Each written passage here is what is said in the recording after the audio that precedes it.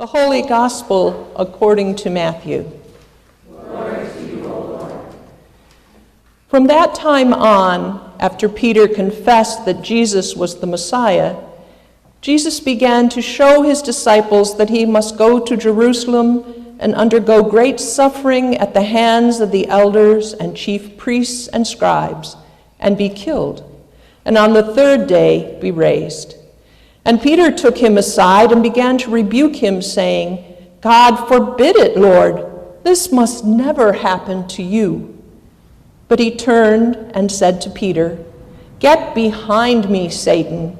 You are a stumbling block to me, for you are setting your mind not on divine things, but on human things. Then Jesus told his disciples, If any want to become my followers, let them deny themselves and take up their cross and follow me. For those who want to save their life will lose it, and those who lose their life for my sake will find it. For what will it profit them if they gain the whole world but forfeit their life? Or what will they give in return for their life? For the Son of Man is to come with his angels in the glory of his Father, and then he will repay everyone for what has been done. Truly, I tell you, there are some standing here who will not taste death before they see the Son of Man coming in his kingdom. The Gospel of the Lord. Praise to you, Lord Christ. In the Gospel reading last week, Jesus had asked his disciples what people were saying about him. Jesus wasn't satisfied with their answers and finally asked them, Who do you say that I am? Fortunately, Peter got it right and answered, You are the Christ, the Son of the living God. Jesus praised Peter, and that only made this next scene a little bit weirder. First, Jesus changed the mood of the conversation too quickly. One moment they were grinning and happy. The next, Jesus was rambling on about dying and death. It didn't fit. Peter certainly wanted to bask in his celebrity status for a while. After all, he had managed to give the right answer to the toughest challenge Jesus had thrown at them. But Jesus then starts telling his testimony. He is going to Jerusalem where his enemies are waiting for him. He is certain they will arrest and beat him, and in the end, their actions will result in his death. There was clearly an incongruity here. Peter had just voiced the great testimony that made Jesus seem invincible. Now, in the next breath, Jesus was talking defeat and disaster. How do these match up? Peter knew he had to deal with this. After all, Jesus had just identified him as the leader of the group, and he was confident he knew the right answer. So he pulled Jesus aside to talk to him and to try to get him out of this morbid reflection. Look, you're scaring us. Do you hear what you're saying? You better get it together, Jesus. This is getting out of hand. At that moment, Jesus says to Peter, Get away from me, Satan. You're standing in my way. You're fighting against God. The disciples were in shock. What could have caused this sudden tirade? Then Jesus gave them a sense of what was ahead for him and for them. And in those moments of conversation, Jesus spoke to them about the meaning of life. It is strange and paradoxical, but one of the truest things they would ever come to know, and us with them. For one thing, Jesus told them that life is a journey, not a destination. You see, when Peter made his testimony about who Jesus was, there was this sense of euphoria in the group. It was like time stood still. They wanted to make the moment last. They wanted to sit around and just smile at one another. They wanted life to be like the story of Cinderella when she's found by her prince, For the rest of the story is just one sentence, and they lived happily ever after. That is often the way we want it in our books and movies and television programs. We want to linger in that critical moment. We want to feel the emotional high and stay there forever. And who wouldn't? But Jesus says, no. Jesus says that life isn't found in the moment, not even if it is a moment of insight or love. Life is a journey, not a destination. That can be frightening for us because we get used to a moment of great beauty and then we want to hold on to it. We try again and again to recapture it in some way, as if it were more real than the rest of our humdrum hours. It is for that reason that traditions latch on to us. They can become for us reminders of those moments in the past when things seemed so right in our world. But life is a journey, says Jesus. If anyone would come after me, he must deny himself and take up his cross and follow me. That means traditions alone cannot keep our faith strong. It means that life and society and the church will always be changing. It can be frightening for us. Soren Kierkegaard put it straight when he said, if we are really honest, we experience fear when we read these words of Jesus to follow me. Follow where? How? In what way? Why can't we just stay in our little huddle and feel good about ourselves? Why do we have to hit the road with him? Still, Jesus stands next to us, sandals on his feet, staff in his hand, and says to us, time to go, folks. Life is a journey, not a destination. And we know he is right. In addition, Jesus tells us that life is a pilgrimage, not a tour. You know what a tour is, don't you?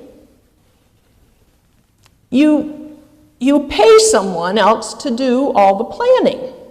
They take care of your luggage, put you on a bus, and ferry you around to all the right sites. They pay the entrance fees so you don't have to stand in line and you can stay safe and comfortable and dry while others do the work for you. That's a tour. A true pilgrimage, however, isn't like that. A pilgrimage is always personal, always firsthand, always something you have to do yourself. And that is what Jesus is telling his disciples. With Peter, they want Jesus to watch God's plans work themselves out from a safe distance, to take the tour on the big love boat instead of getting in and swimming. But Jesus says, no. Life is a personal journey. He cannot avoid it and have someone else stand in for him. He has to make the pilgrimage himself. Walter Rangren Jr. put it powerfully in his allegory of Jesus as the rag man. In this story, a young man comes to town dragging behind him a wooden cart, and it's piled high with new, clean, bright, and pressed clothes. Wandering through the streets, the young man cries out his strange deal. New rags for old. Give me your old, tired, torn, and soiled rags.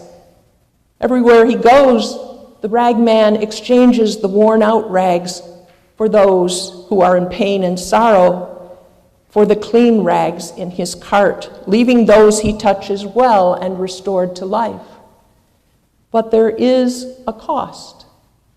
Each time the rag man exchanges a new rag for the old one, he places the old rag on himself and takes to himself the sorrow, sickness, and pain of the person from whom it came.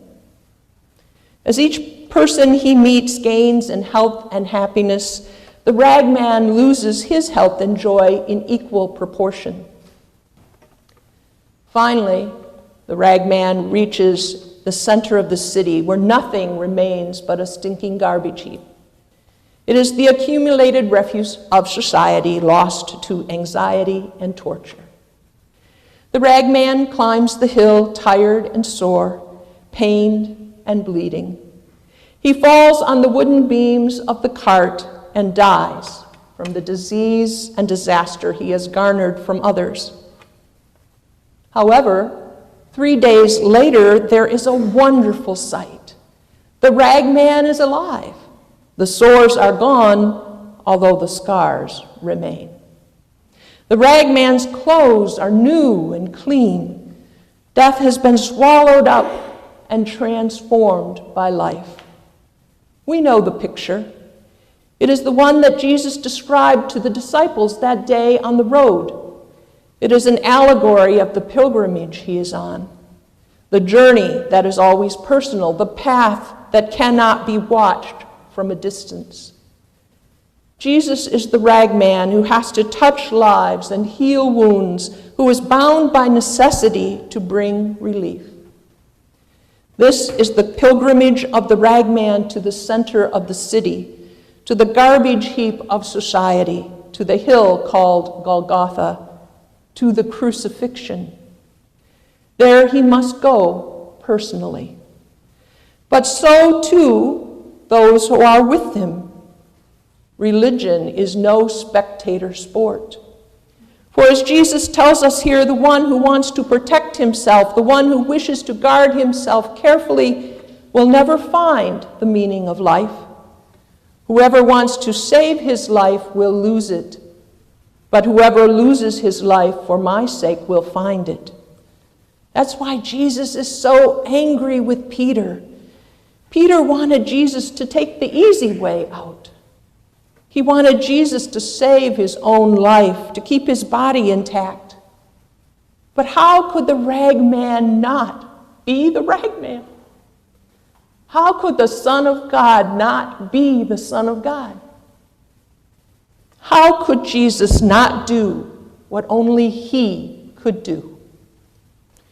We know that Jesus did complete his pilgrimage, and in the end, Peter did as well. He continued to spread the gospel until his death, also through crucifixion during the reign of Nero. It was then that Peter finished his pilgrimage.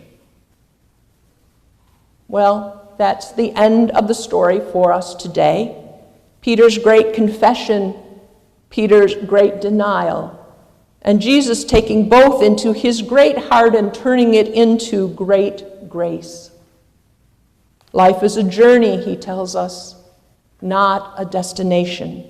We can't sit down at one spot, however lovely it might be, and hug ourselves into some happily ever after. Moreover, life is a pilgrimage, not a tour, Jesus tells us. It is lived in the footsteps of the Master, pursued in the purposes of the ragman and his associates, carried out in the mission of the church. Here is the road no one wants to travel. Yet if we choose not to walk it, we will never find ourselves. What does this mean for each of you? I don't know. I can't know for you, and you can't know for me. But this I do know. I know that we will know what it means for us if Jesus has spoken to us and we allow our pilgrimage to be in the footsteps of the Master. Amen. Please rise for the hymn of the day, number 808.